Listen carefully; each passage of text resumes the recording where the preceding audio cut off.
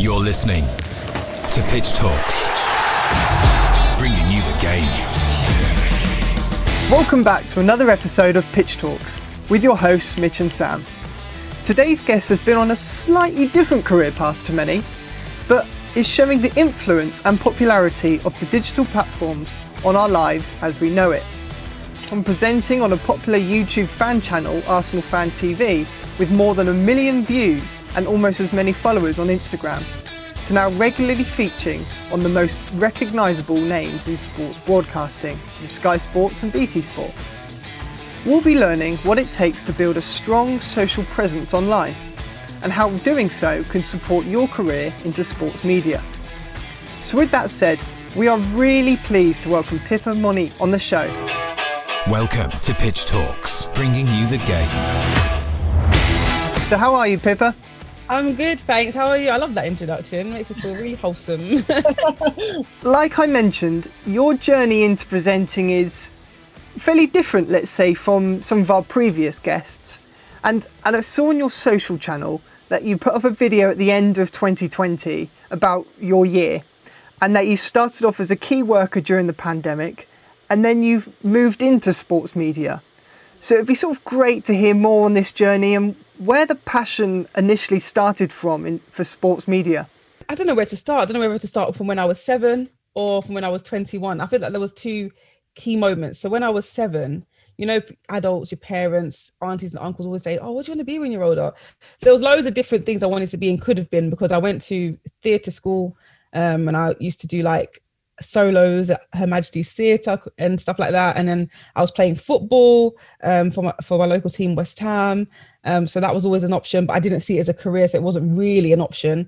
And then there was a newsreader. I really wanted to be ITV News at 10 for some reason. I was like, I really want to do that. And then adults were like, oh, that doesn't sound like a fun job. I'm like, I just want to be a newsreader. And what was it? There was another one. I can't remember. Something to do with like singing or dancing, because that's what I used to do. But the main thing was being either a news reader or an author, because I loved writing and I loved talking. But then as the years go by, you just don't really know what you want to do. But then when I hit 21, I enrolled at university for the second time. And I enrolled on a course called Public Relations. And I was enjoying it so much. And there was a tutor that got us to do like daily journaling or something along the lines of journaling and blogging. And honestly, I know this is like not that long ago, but I didn't even know what a blog was. And I was like, sorry, sir, like, what do we need to do? He's like, just create a blog about something that you enjoy or that you're passionate about, and update it weekly for me to have a look through. So I didn't have a clue what to write about. So I started writing about football, because it's what I used to always pay attention to and watch a lot, obviously. So I started this blog just for my tutor, but somehow I published it publicly without realizing, because I just didn't know how it worked. And I used to get all these comments and stuff, and I used to think, who is this? Is this my student from the other class? I don't know who this is. And then I told my tutor, and he goes, this is getting a lot of views and stuff, and a lot of emails saying that you should start a YouTube channel. So that's where the passion started from. Looking right back at the start of your sort of whole career journey, I think probably going back a little bit before what you've just mentioned there, you worked in customer service at Lloyd's. Yeah, how do you know that? We've done our research. Does that help with, or has that helped in your sort of now job role of sort of speaking to people and interviewing people? Yeah, definitely. Not only that job as well. There's so many jobs. You won't believe I've had so many jobs, honestly. I think Lloyd's is one of my longest serving. So like I started at McDonald's, then went on to like JD Sports, Selfridges, Topshop, Oxford Street, like anywhere, any retail shop that you could think of. I pretty much worked there when I was from like 16 to like 20. And whilst I was working at Lloyd's, I started there, I think 18 years old. And I was literally the youngest one there. And within 6 months, I was promoted to personal banker, because I was really good at talking to people. And back then, there was really high on getting sales. And it just used to happen naturally, because I just used to talk a lot. And they would say, oh, yeah, I'll get that savings account. Oh, yeah, I'll get that credit card, you know. And it just became a really easy job for me. And then it was at that point that I realized I'm 18 and I'm in pretty much a career job already. And I feel like this is my life now, and I don't want it to be like this. I was thinking, oh my God, I'm surrounded by 35-year-olds on this like small salary, which is a lot to me at 18, but to them they're literally struggling to survive. And I'm just like, I don't know if I want this for the rest of my life, you know, because the highest ceiling for me, I think it was like local director, which is all right. I think they used to get like 10 grand a month or something, but you know, I just thought, I don't know if I want to do this forever. So that's when I decided to go to uni again for the second time. But yeah, working there was very good because it's different. I worked in Victoria, so it was like a different demographic to what I'm used to in my local area. There was a lot of wealthy people. I used to deal with people with bank accounts. I used to look at and think, you're 21, how do you have that much in your account? And do you know what? There was actually a time that I served a young boy and he had ridiculous amount of money in his account. And my manager at the time was a Chelsea fan. And he was like, did you not know who that was? And I was like, no, because he wasn't like a first team player. It was like an academy player. But I was like, oh, okay, no idea. But yeah, it definitely helps a lot. Then just touching on what you said about the blogs and then turning it into a YouTube channel, and then you just mentioned elements of it there about speaking with people. Is that then where it started tiptoeing into presenting your career? And had you always thought about presenting, or was it just something that naturally happened over time?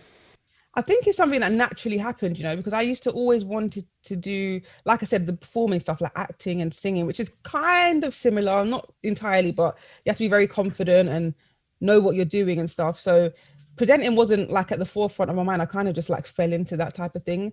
But once I saw that it was an option and something I really wanted to do and tried to do a lot, I used to like sign up to all these casting calls and all this stuff and never got it, obviously, but it was definitely a route that I wanted to take. You're listening to Pitch Talks. So in our previous episodes, some of our guests highlighted the power of digital. One being Derek Ray, the commentator. He mentioned how his role as a sports commentator has changed quite drastically with the introduction of social media. I think your career has really demonstrated quite well how to do it right. You know, you look at your Instagram profile, you've got over 22,000 followers. And then on YouTube, you know, you're hitting over 1 million views in total. In the introduction, I mentioned Arsenal Fan TV, a platform dedicated to giving fans a voice, a show you present on and have done for, I think it's about 8 years I saw. How involved were you from the beginning? And could you tell us a little bit more about the journey you and your whole team have been on? Yeah, so it's when you say 8 years, it's like, oh, it really has been that long, hasn't it? It doesn't feel like it. But it was a very slow journey for me personally. So I met Robbie and Tao, the cameraman, at games, but I never really spoke to them. I just used to always see them at games. And I reached out to him via email because, like I said, the readers of my blog would always say, go into YouTube. And back then, YouTube was a thing for like cat videos and stuff.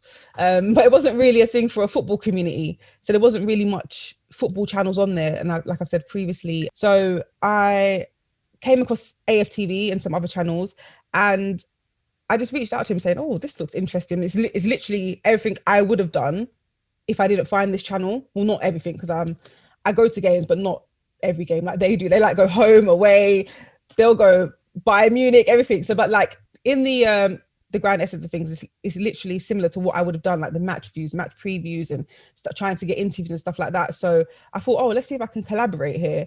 So I reached out to him and he read my blog, seen some video footage of what I had done, and was very keen to get me on. And I started out and I was really enjoying it. But like I said at the time, not only was football channels not a popular thing, nor was women talking about football. So it was a very harsh reality that I had to face, that I was not going to get a lot of love. And because I was so young at the time, it really affected me that I just didn't appear on AFTV on camera. I would be around behind the scenes. I'd always be would always be at games, try and be part of the social media, building up the Instagram, because back then, like, Instagram was just beginning type of thing. So trying to get that all up. So I wasn't involved heavily, but I was always around the growth of it. And to see where AFTV are now is actually incredible. I'm sure they saw this vision at some point, not having to work their full-time day jobs anymore and making it a massive channel. And I'm glad it's done that, because it's been a really great platform. Yes, there's been some bad moments and there's been some great ones, but yeah, all in all, it's a great platform. Just sort of continue along that theme. Again, sort of a couple of guests that we've asked that have been sort of quite big on social media, like yourself, that they've obviously had to deal with the negative sides of social media. Have you actually, experienced any really bad sort of episodes on social media, or any bad comments, etc.? And how would you go about sort of dealing with that, or advising someone how to deal with that? It's always hard to tell someone how to deal with it, because I don't even know how I dealt with it. I think the best thing was for me was just to ignore it, but that's the most simplest way to put it. I used to get the same comments all the time, not from the same people. It could have been just by under different usernames. It would always be the same sexist or racist, like this, why is this black person on here? Why is this ugly woman on here? And it would always be the same things, either the color of my skin, what I look like, or the fact that I'm a woman. The same three things all the time. And it used to affect me thinking, oh yeah, it's true. I am a woman and I'm black. Why am I the only black person here? Like, why am I? And I used to question myself, like, should I be doing this job or not? And then I used to think, why am I questioning myself? I'm enjoying what I do. I'm good at what I do. Just because this little, could be a 10-year-old, could be an 8-year-old, who knows? Just because of what he's saying or she's saying, it's not going to affect me. You just have to ignore it. As silly as it sounds, it's hard to, especially because I had a show years ago and a show now as well, where it revolved around reading comments, interacting with the comments. So it's hard to ignore when you have to actually go through the comments, but at the end of the day, you just have to build a thick skin, as bad as it sounds. I think the success that you've had on your relevant social channels is probably the biggest way to sort of go like that to anyone who was making comments along those lines. Because you obviously probably born out of jealousy more than anything else, I'd like to think, but obviously some people are still stuck in their ways, and it's not acceptable the way that people do behave on social media. So I think sort of hats off to you for dealing with it in such a professional way. Thank you. You're listening to Pitch Talks, bringing you the game. How important is it nowadays for people who would like to start a career in, say, presenting or journalism to have a presence on social media? And what advice would you give to them in terms of creating content, raising your profile, and really trying to build up your own audience? I think now is the best time to build your own audience. I've always been an advocate for that, and I've always said that to people. Even obviously over the years, I've met other presenters that are trying to get jobs in certain brands or companies and don't get it. And I always say to them, just do your own thing. They will come to you. Regardless if it's 5 months or 5 years, they will always come to you. Like, build your own audience first. And I think that for this generation, it's the key thing to do, because a lot of things are moving to online media now. And that's how I started, because I always thought to myself, yes, I used to let those negative comments get to me, but I used to always take it in and think, do you know what? Some of these people are right, because there's not actually black women on TV. So for me, not prominently, that I can look up to and say, oh, I can get a job like that lady, especially when I was starting out. So that's when I thought to myself, let me just build my own platform. If I'm good enough, these people will come to me. And that's slowly starting to happen now. So I think build your own audience, whether it's YouTube, Instagram, Twitter, even if you're good at words, writing, blogs, just build an audience and show what you can do. I think that's the best advice I can give, really. A final question on AFTV and the journey you've been on and working with them. Being an Arsenal fan, obviously I see quite a lot of that content, and obviously I follow you in respect to it. And I've seen you at certain grounds, taking pictures of certain players. I think it was only just obviously the other day with all the stuff going on with Ozil, I saw you put up a good post about them. What's been some of your greatest moments that you've witnessed or achieved being part of that community? Oh, that's a hard one. I think it's always great, actually, when you meet a player and they already know who you are. That one to me is always like a pinch me moment, like, because friends always say, oh, you're on one of the biggest Arsenal platforms. Like, there's probably Manchester United players that know who you are. And I'm like, no. And I remember years ago, I was at a night out at a club in London, and a very well-known, I don't know if I can name drop, but a very well-known Man City player came up to me and was like, Pippa. And I'm like, yes, I know you. How do you know me? He's like, yeah, I see all your stuff all the time on social media. And that's when I thought, oh, wow, this is amazing. And just getting a chance to collaborate with brands, like I collaborated with Adidas when they first linked up with Arsenal a couple of years ago, and was able to go to an Adidas launch event and I've met Ozil before, but managed to meet Ozil again, meet Tierney for the first time, David Luiz, Torreira.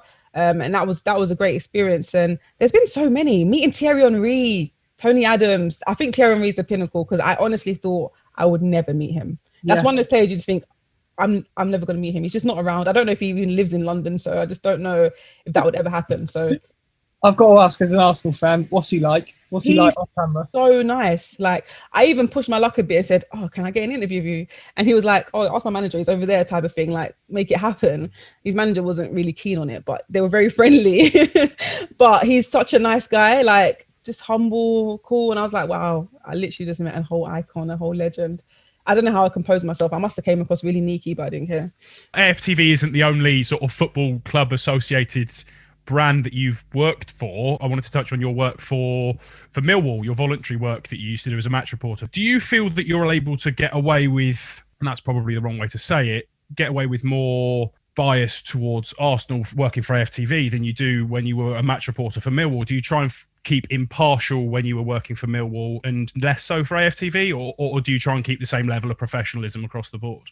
No, definitely. When I was at Millwall, it's hard to, because even now I'm always trying to stop saying we shouldn't have done this, or we shouldn't have sold, I don't know, Alexis. I need to take away from the we. But when I was at Millwall, I was very impartial. I was working for the Millwall Lionesses, doing all of their match reports for the FA website, where all their match reports would go up on, and do the post-match player interviews and manager interviews. And obviously when Arsenal would play Millwall, it was really difficult for me to be impartial, because Arsenal would come and win like 5-0 and be like, so, how did you find that? But no, yeah, I'm trying to be as impartial as I can. But when it's, because I'm such a big Arsenal fan, it's so hard, but I'm learning to do it day by day. But yeah. What I would say off the back of that is you still get the likes of Jamie Carragher and Gary Neville when Liverpool are playing United saying we the whole time. Yeah. And I think actually last Sunday, Martin Tyler went, 5 minutes in, that's the first we comment. Nice of them to stay impartial. So I think if they can do it, I think you could probably get away with it a few times. Yeah, I noticed the same with Alex Scott the other day when we lost that game. Match of the day. Yeah. She was very like in Arsenal fan mode. I was thinking, she can get away with it. Maybe I can. You're listening to Pitch Talks. So far, Pippa, we've been talking about your journey into presenting, the growth of AFTV, and some of the awesome experiences and players you've met over the years. But now I'd like to come on to something that you've done beyond AFTV now, and maybe, career progression. For many avid sports fans like Sam and I, we may have seen you on Sky Sports News, BT Sport, or the BBC Sport website.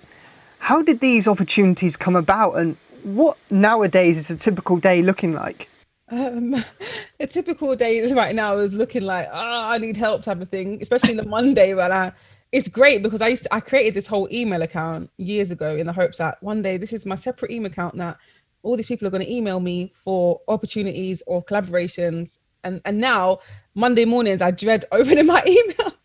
It's just like, oh my God, I forgot to respond to that. I need to respond to this. I need to chase up that. I need to chase up that person. I need to film this. I need to do that interview, which is great. I've been wanting this moment, but yeah, the Sky Sports came about with a good friend of mine. And this is where it is actually not what you know, who you know, because I've always dreamed of being on Sky Sports and working with Sky Sports. And I have a good friend of mine, Jessica Creighton, who works for Sky Sports News, does the women's football show on there, part of the Good Morning Transfers team now as well. And she's been at Sky for a while. And they were looking for influencers to talk about Arsenal during last summer's transfer window. And she recommended me. She goes, I know an Arsenal fan, Pippa Monique. And she just basically just links me to the right person. And that's all it took, just one email. And since then, Sky Sports have been in communication with me ever since, which is great. That one's about what you know. BT Sport, how did that actually come about, actually? Of course. It was a community project, a local college, which is even more personal to me because it's local to the area that I grew up in Newham. So there's a sixth form college called Newvic who partnered with BT Sports to do a show for students they created the show themselves. And the producers asked the students if there was anyone that you could pick to present this, who would it be?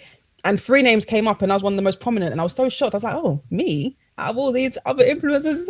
I was like, wow. So yeah, that was really great. And they picked me for it for the 2nd year in a row. So I did it 2 years in a row, the BT Sport takeover. But I'm just hoping now that it's all progress. So it starts with the appearances and hopefully it will turn into like a position that I'm just on one of these channels. Absolutely. Well, yeah, fingers crossed for you.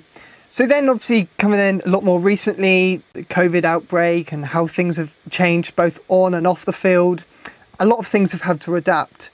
Even like the way the interviews happen on Sky Sports News, I suppose, is one best example, most related to you. What's that like, broadcasting in front of millions, but over a Zoom call? It's so weird. Honestly, like the other day, for example, I was on Sky Sports Live and I think my Wi-Fi was acting up. So like where my desk is positioned in my living room, my desk is here and then right in front of me on the wall is my TV. So I could see Sky Sports on my TV. And I'm here waiting to be queued to go live. But because I don't know what happened, it kept dipping in and out of sound. I had no idea when I was actually going live. I'm sure they told me, I just couldn't hear it. So I'm just there waiting. And I just happened to like wipe my nose like this. And I look on the TV and I could see that I was there wiping my nose. And I was like, okay, I'm live. So I just went straight into it. I was like, oh God. So it's weird because normally when you're on set, you know, you would have someone in your ear or someone on set counting you down to go in. So it's a lot of differences, but it feels weird. It feels like I'm doing work, but not doing work because I'm literally sat at my desk, the same desk that I like watch YouTube on, or just, you know, do a bit of emails. And then before you know it, it's just been broadcasted to millions of people, however many people. So it's a strange one. Of course, I'd love to be there, meet these people in real life. Because I've been speaking to some of these people for over a year now and I have no idea what some of them look like. There's a producer that emails me all the time. Couldn't tell you what they look like. Lovely lady though. You're probably going to meet her and have sort of an idea in your head as to what she does look like, and it's going to be a million miles away. But just sort of following on from what Mitch and yourself have just touched on about what happened, you know, to the world last March, do you think having such an established social media platform already helped in any way? I'm not sure. Maybe, possibly. I genuinely don't know, because I don't think that much is, I don't know if I'm being naive, I don't think that much has changed for me other than those gigs that I've mentioned. But maybe because of the presence I have on social media, I was doing a lot of videos, especially once the pandemic first started last March. I just thought, what am I going to do with myself now? Let me just sit down and just make videos every day. And because I kind of had the setup where you could see the microphone, I've got the camera, I've got lighting. I mean, it doesn't look that great now, but I've got all the equipment. Maybe they've come across my platform and seen, oh, she looks like she's well-rounded and ready to go. We don't have to like send her a microphone, send her all this stuff. She can just, you know, jump straight in. Maybe that helped a lot. They can see that I've just got my equipment, got my knowledge, and good to go. What do you love most about what you do? What do I love most? I love the interaction with people a lot. I can't keep up most of the time. I get a lot of DMs and Twitter responses and stuff, which sometimes is the highlight of my day because there can be some funny ones, a bit of banter. It could be rival fans. I had literally a 35-minute argument with a Tottenham fan yesterday, telling me how bad Ozil was, and was going back and forth. But yeah, I like the interaction. I love meeting my idols. That has to go down as one of them, and meeting players, not all the time, having access to interview players such as from the women's team. Yeah, I don't know. It's just so much. What do I love about it? I mean, that's a pretty good list going on right there. And putting a Tottenham fan in his place must be, you know, the best part of any day. He might have unfollowed me now. I might need to check. To be honest. You're listening to Pitch Talks, bringing you the game. As you said, you've interviewed and met so many different sports men and women. Do you kind of get used to it now, or do you still get like nervous sometimes? That's funny you ask that, because I think I do get a bit nervous sometimes, you know. And there was a point where I was just used to it. Especially, it's when I get used to it is when there's familiarity. So like the Arsenal women, for example, I was interviewing them on like a weekly basis. I'd either be at the matches or be invited to their media days or press conference, and you become familiar with the players. So it's kind of like, you're not interviewing your friends. I don't want to like beg friend and be like, yeah, they're my mates, you know. But they know who you have, this type of relationship, this working relationship. So I never really get nervous interviewing them. But when it's like, oh, out of the blue, oh, next Tuesday you're going to interview Patrick Van Aanholt and Eberechi Eze from Crystal Palace, you're just like, oh, do they know that I'm an Arsenal fan? This is going to be I get a bit nervous sometimes, but I think it's more the excitement of like meeting new players and how they're going to converse with me and their story and stuff like that. It's just more of the excitement type of thing. And then when you're interviewing these players, do you have quite a lot of the freedom in terms of the topics that you talk about, or are you given, say, a brief and what they want to get out of it, or a message they want to get across? How much restriction do you have, or flexibility? Fortunately for me, I think 95% of the interviews I've ever done have all been like arranged and produced by me, if that makes sense. Like it's all interviews that I've organized, and so I've got freedom to ask what I want. Of course, I'll ask players or agents beforehand, is there anything that you don't want me to discuss, or do you want me to discuss? But then in other instances, when I've done interviews for particular brands or companies that I've worked with or for, they would always brief me about what they want the conversation to be about, or what the message is that needs to go out. So yeah, but most of the time it's just like, I'm interviewing today. What do you want to talk about? Because I want to talk about this, and then just go for it. Our final question. What advice would you give to someone looking to pursue a career like yours? Just go for it. Don't overthink it too much. Make sure that you're knowledgeable on what you want to start presenting on, whether it's music, football, politics. Just make sure you know what you're talking about, because you will get caught out if you don't. And get to know people. That's what in the first few years, I'm very, not antisocial. Like, I talk a lot, but I'm not that good at meeting new people and just kicking it off type of thing. I don't know how to elaborate on that, but get to network with people. For me, it was hard for me. I wasn't able to go out much because I was a mother of 2 young children. So when there was always a networking events, I couldn't really go. So if you have the freedom of going to network events, go to as many as you can, network with people. That's always the greatest way.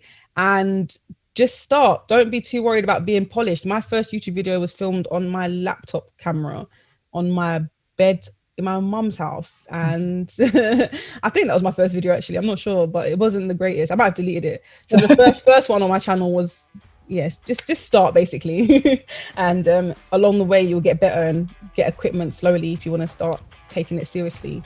Because I just got equipment one by one. First the camera, my phone, and then it all just rolls into one nice picture. Well, Pippa, it's been fantastic having you on the podcast today. Thank you so much for taking the time to join us on Pitch Talks. You're welcome. Thank you for having me, guys. I enjoyed that. And that concludes another episode of Pitch Talks, learning about the career of Pippa Monique on presenting on AFTV, taking advantage of the new digital age, to what steps you can take to level up your social media game and how it can support you in a sports media role. Thank you so much for listening to Pitch Talks. Until next time. Thank you for listening to another episode of Bringing You the Game by Pitch Talks. For more information on our latest episodes, careers advice, or to even get involved as a guest, get in touch with the team at mitch@pitch-talks.com. That's mitch@pitch-talks.com, or send us a message on any of our social media platforms. Thanks for tuning in.